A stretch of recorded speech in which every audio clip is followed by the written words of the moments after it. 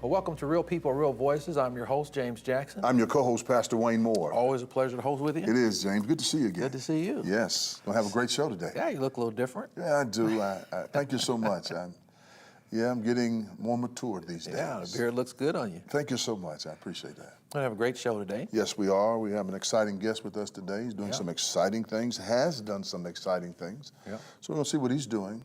He's going to project to us there's life after office. Yeah, and dealing with a national issue. Yeah, great issue, and we're going to see what he has to say, and maybe we can let our community know that some things are transforming into something that they might be able to utilize in the future. Yeah, and we want to thank our sponsors. Yes, Lee. Crossell and Crawley. And Fervent Prayer. Fervent Care, Child Care and Christian Academy. And Stewart Mortuary. Yeah. Who handles the bereavement of our city. We want to let you know that you can always call them and they'll come and check on you and see what you need. And prearrange. And prearrange as well. Yeah. And we want to encourage you to go to YouTube and subscribe. You can watch this show after it's over, or you can watch it over again. And also other shows that you might have missed, go to Facebook. Like us there. Like us on Facebook. And like us on Facebook. You'll see a lot of pictures. You'll see a lot of guests on Facebook. And we hope you'll get in tune with Real People, Real Voices. Absolutely. So we've got a great show in store for you on today. We want to encourage you to continue watching at 5:30 p.m. on Sundays and Friday nights at 9:30 p.m. Real People, Real Voices. We'll be back after this.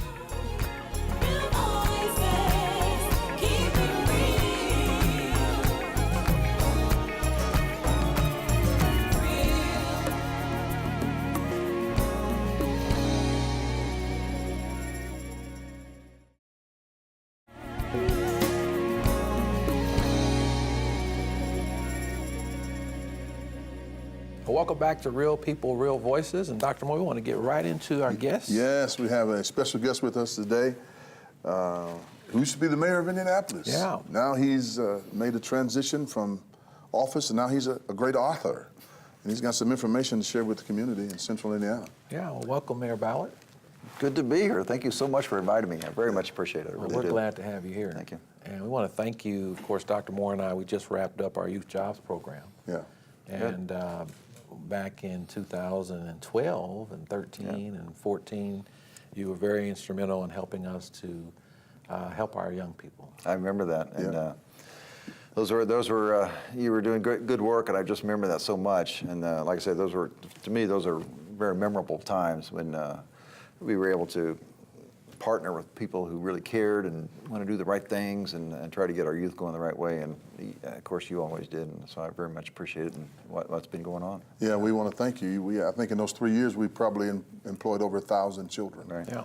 And so we want to thank you. For Makes what a you did. difference. Yeah, it makes a big difference. They need to see something, right? Yeah, they need to see something, and they need to see that people who are in high offices care and don't use it as a political football. Right. And you did that I for the appreciate community in those years, and we want to thank you. Thank you. Yeah.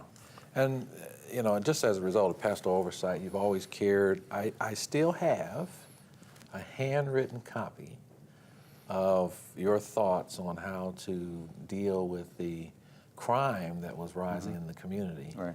And one of those things, Dr. Moore, was the 10 Commandments, and you had a question mark next to it. Teach the 10 Commandments. And of course... They still work. Yeah, they do. Of course, trying to get that done would probably have been very, very difficult. But along with that, you still care, and you've got a new book coming out. I do. Next year. I do. And we're talking about moving to a post-oil technology. Right. And the title of your book is powerful, Less Oil or More Caskets. Right. Exactly. So talk to us about what motivated this book. Right.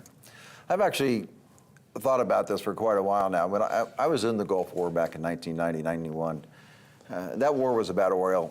Everybody knew it. You know, when Saddam Hussein invaded Kuwait, and people understood what he was trying to do, and that was going to disrupt the global economy if he had succeeded in doing that. But there was no alternative at the time, and I don't think people looked at it in that certain way. But now, as we move forward, now we are still over there, and let me be very clear about this. The only reason we're in the Middle East is to make sure that oil comes out of there, for not just for us, but for the entire world. That's we do that. We provide that protection for all of that. That's okay. We've been doing that for ever since the British pulled out in the late 60s and early 70s. That's been our mission, part of our mission to do that for the entire world. It does cost us, above and beyond the wars that we fought, it costs us somewhere between 70 to 80 billion dollars a year. People probably don't know that. It's cost us 70 billion a year. 70 to 80 billion dollars a year just to protect the oil infrastructure around the world. Wow. See, that's why my book is important. People don't know these things. Okay. It's cost us thousands of lives. Between all the wars, there's a Brown University study out that says this has all cost us over $5 trillion. To move oil. To make sure that oil gets out of there, absolutely. We don't necessarily move it ourselves, but we protect it. Right, I understand And it's that. caused us lots of friction over there, obviously, lots of wars. I was in one of them. It's spawned terrorism as a result of all this, Right. clearly, and that's been tragic by itself. All this revolves around oil getting out of the Middle East. Right. That's the only reason we are in the Middle East, is to make sure that oil gets out. And the cost of this It's astronomical. is astronomical, and people don't understand it. And I get this because people just want to put gasoline in their cars and move on and live their life, and I get that completely. And I've got this book that's going to come out, Less Oil and More Caskets. It's going to come out the 1st of January. That we'll talk about. Now we have an alternative. I could not have written this book 10 years ago, maybe not even 5 years ago, but it's been in my brain, frankly, it's been in my mind for quite a while, quite a few years. Is the technology going to get to this point? Essentially what I'm trying to tell people is we are at that point, right? But people don't know it. I mean, almost nobody here in the state of Indiana gets this at all, and you can't find any of the technology, almost can't find any of the technology here in these cars here in the state of Indiana. I had to go searching for it. I had to go ask special for it. California, pretty routine, pretty routine. Over 3% of the cars in California are sold are these types of cars, right? But why are we doing this? Because 70% of the oil in the world is used for transportation. 70% of the oil in the world is used for transportation. Driving cars, driving trucks, SUVs, light trucks, that sort of thing. So if we don't have to use that in our transportation, if we don't have to put gasoline or diesel into our cars, what happens?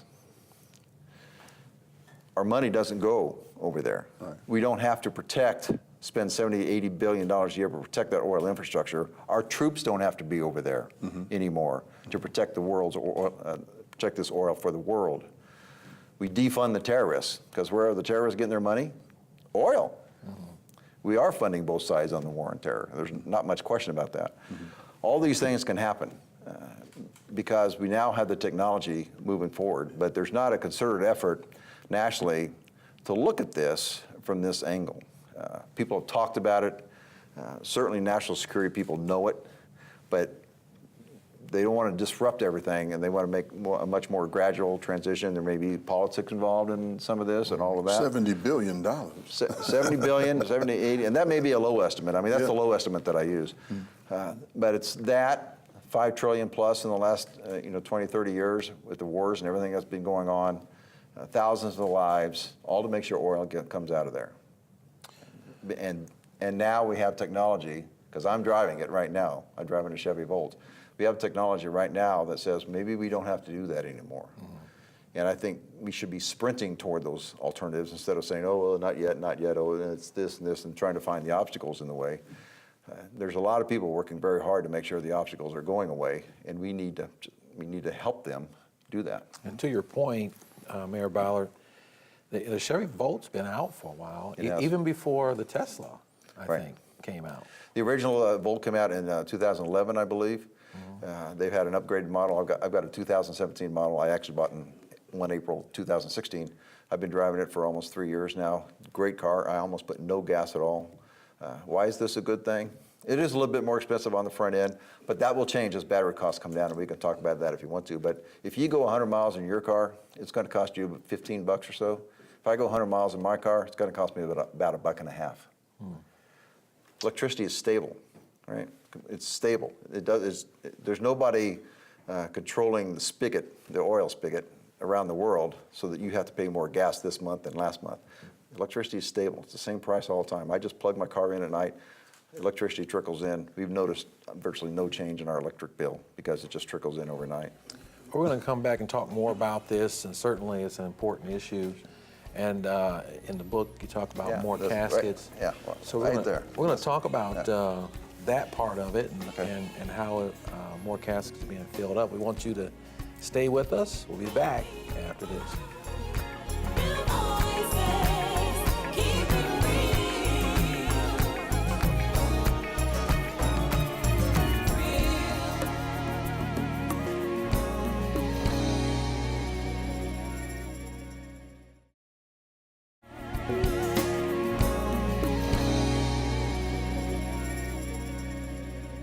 Welcome back to Real People, Real Voices with our guest today, the Honorable Mayor Greg Ballard, and we're glad that you're here on today. Thank you. New book coming out, and you see it on the screen. Want to get ready to buy that, coming out in January. In January. Big book signing and all that sort of thing. I hope so. Multiple. I hope Yeah. to make a national impact, obviously, with this, because it is something that I think the nation needs to start talking about. Yeah, I think it's going to do that. And we want to talk about the caskets. You have people like Rush Limbaugh who will come on his show, and he challenges that concept of gasoline and oil and all of the fumes from that and global warming. And of course, he says it's not something that we need to be worried about. But people are getting sick.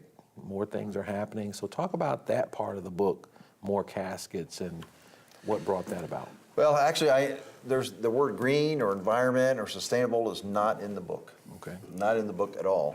I don't disagree with what you're saying, but I'm saying is that there's a national security aspect to all of this. The caskets reflect our men and women coming home from the Middle East in caskets due to wars and the conflict that continues. Okay. We just lost a soldier from Afghanistan just very recently, Right. in the last week. This has been going on. Obviously, we're going to have larger conflicts as we go over. We have special forces over there all the time. I mean, we have, for instance, remember when the sailors got captured by Iran when their boat got in the wrong waters about a year, maybe a year and 3 months ago, something like that? Right.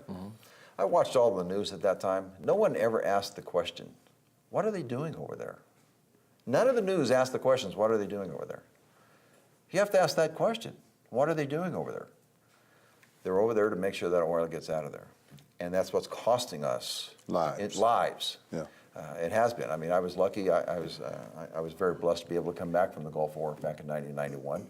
But obviously, we've had lots of wars since then. We've had terrorist incidents, which are funded primarily by oil. All of this is happening as we speak, and people know it. People know it. It's not. I'm not a big conspiracy guy. I'm not going in that direction. But they just don't know that we're at the point now where we can start to change this. And the reason I say this, and this is actually the last chapter in my book, is like 2 paragraphs, and I say in there, go to a Little League game, go to a soccer match, go to a robotics competition, and look at those 10 and 12-year-old kids. If we don't start moving away from this now, in 10 more years, those kids are going to be in the Middle East. That's what's going to happen. We now have the opportunity to move in this direction. It's not going to happen overnight. I'm not suggesting everybody go sell their cars. I'm not saying that. What I am saying, your next new car should be one of these. I am saying that. Your next new car should be a plug-in hybrid. It should be an all-electric car, depending on what your driving pattern would be. Because I could give you numbers forever, but if we get 80 to 90% of your miles on electricity, we absolutely will change everything. So hybrids are nice, but they don't move the strategic needle. Right. Electric moves the strategic needle. Even a volt, when I drive, 50 or 60 miles of electricity, then it converts to gas. In fact, I almost never put gas in the car around town. If I drive a long distance, I have to put gas in the car. But still, I'm still in that 80 to 90% range overall for the car. If you drive an all-electric, it is what it is, right? It's all electric and you use no gas whatsoever, which you're really helping out. Going back to the casket reference. Yeah. So you're basically saying if we go to a soccer game, football game, baseball game, we see 9, 10-year-old kids, 10 years later, it's a great possibility that they will be in the Middle East as well. Absolutely. So you're If we don't basically change. Yeah. So you're basically saying if we don't change, this is going to be a continuous situation. We've been there for 40 years. 40 years. You can go back to when the Iranian Revolution, '79, but the first really tragic incident was the Beirut bombing at the Marine Barracks, where we remember lost that. 241 sailors and Marines, right? Why are we over there? We were over there to try to stabilize the Middle East so that oil can flow out of there. You know, a few years later, I'm over there along with 500,000 Americans fighting in the Gulf War in 1991. We continue to do this. We have terrorist incidents. Why did bin Laden switch to the United States from Russia? He was focused on Russia. Why did he switch from Russia to the United States? Because of the Persian Gulf War in 1991. He didn't like people being in Saudi Arabia. So he switched all of his focus to America and started conducting terrorist attacks against America. Now we have ISIS. ISIS at one time was the most, there's a quote in my book about this, the most well-endowed financial terrorist organization in history. They once had $2 billion in cash. All this is happening because we put gasoline in our cars. We had to do it in the past. I'm suggesting that the technology is at such a point now, we don't have to do it anymore.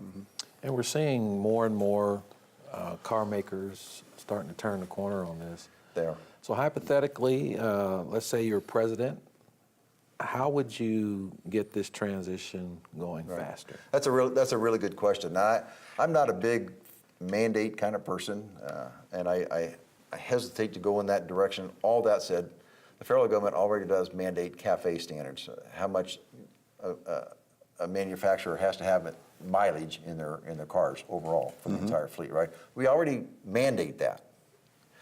I'm suggesting to you that right now, if we just mandate 50 miles of electricity in every sedan, SUV, and light truck, including pickup trucks, put 50 miles of electricity in there, that is a great transition. That is the bridge technology that will get us there before all electric cars become mainstream, and they will be mainstream eventually. I'm suggesting we move faster though. But if you could plug your car in like I do in my garage at night, or just you go to the mall and plug your car in, it's just completely doable right now. Completely doable right now. But if you put 50 miles, I prefer 70, but if you put 50 miles of electricity in every car, every sedan, light truck, or SUV right now, you're going to have 85 to 90% of your miles driven are going to be electric. And that's going to start to send a message.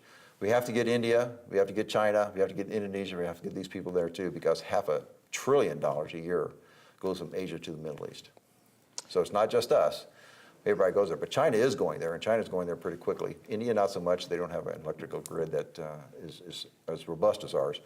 But should we be helping India in exchange for their movement to electric cars? That would keep our troops out of the Middle East. Our troops out of the Middle East, not theirs, ours.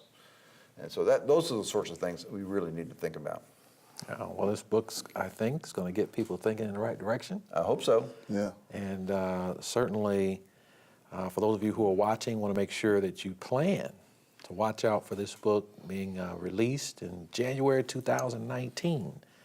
And you can find out more and get the knowledge that's needed to make sure that you're along these lines. And I think, Mayor Ballard, if you're sitting in traffic, and the traffic in Indianapolis, even on a Saturday and a Sunday, is much heavier than it used to be. And when you're sitting in traffic and you have these emissions, with electric cars, there's no emission. Right. None at all. It's silent. You got to get used to the silence. But you're right. There's no emissions. None. And that's a none good thing. whatsoever. So no, it's a great thing. So it is.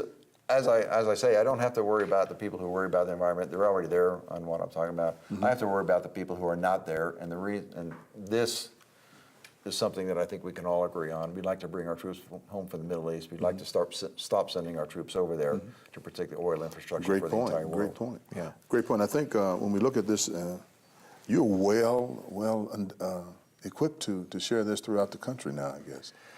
I hope so. Some people say I'm very unique because Marine, Right. Gulf War veteran, a mayor who actually did some things in this regard, and I'm a Republican who can say these things. Right. Yeah. And you're driving. And I'm driving it right now. That's right. You've been a great guest. Thanks for joining us. Thank you so much, Pastor. Thank you. We hope to have you back again after the book comes out. Be happy to do it. All right, so stay tuned. We have the rundown coming up next. We'll be back after this.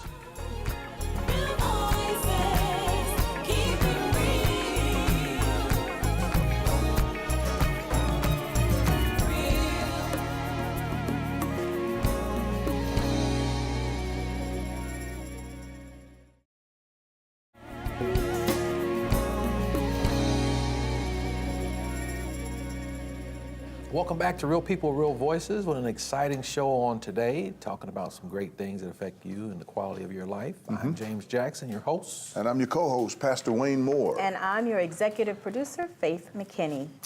And we're glad that you're here. What an exciting segment. Yes, lots of I- information. Yeah, and electric cars. And I test drove an electric car. And Mayor Ballard is right. You have to get used to the silence when you're just sitting there. Oh yeah, there's no revving of anything. Yeah. Yeah, I love the concept. I love what he is, bringing people home. What are we doing that for? Why are we in the Middle East? So, Well, it's one thing for sure. He literally told us why we are in the Middle East. Yes, he did. It's more than, I think, the deception. After hearing him talk, I think there's It been wasn't about the weapons of mass Well, no, destruction. it was not about the weapons of mass I destruction. think we kind of knew that. Yeah. They didn't find any anyway. Yeah, it's about the oil that moves transportation in these countries, and so. But he needs to be commended. He has a life after office, and he's becoming an author, and he needs to be commended for that. And he has a good subject matter to work with. It sounds like a real-time subject. Yeah. And I think that's good that he's able to not be afraid to talk about things like that. Most people who are in the political realm or who have come out of the political realm are afraid to talk reality talk, and he's doing that. Yeah. That takes some courage. Yeah, it takes a lot of It really courage. does. Yeah. And I remember when we transitioned from regular gasoline to unleaded. We called her Ethel. Ethel, yeah. You remember that? Yes, I remember. So you can't find a gas station now, hardly. They might exist, but to put that kind of, I don't think it's legal anymore. No. To put that kind of fuel in your car. So that transition, now we're unleaded, super unleaded, which is very expensive, by the way. But I remember that. So that Yeah. we made that transition.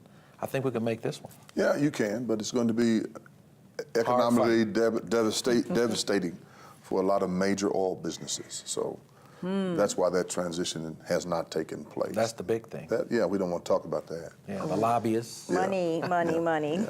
The elephant in the room. It's in the room. Yeah, It's it's in the room. a very big elephant, in fact. Yeah. Well, we've enjoyed our time with you on today. Want to encourage you to continue watching the show on Sundays at 5:30 p.m., Friday nights at 9:30 p.m. Like us on Facebook, go to YouTube, and become a subscriber. Yes, and realize that we're here for your benefit, not ours. We want our community to know exactly what's going on. When we can find out what's going on, we want to share it with you. Absolutely. We are real people, real voices. We'll see you next time.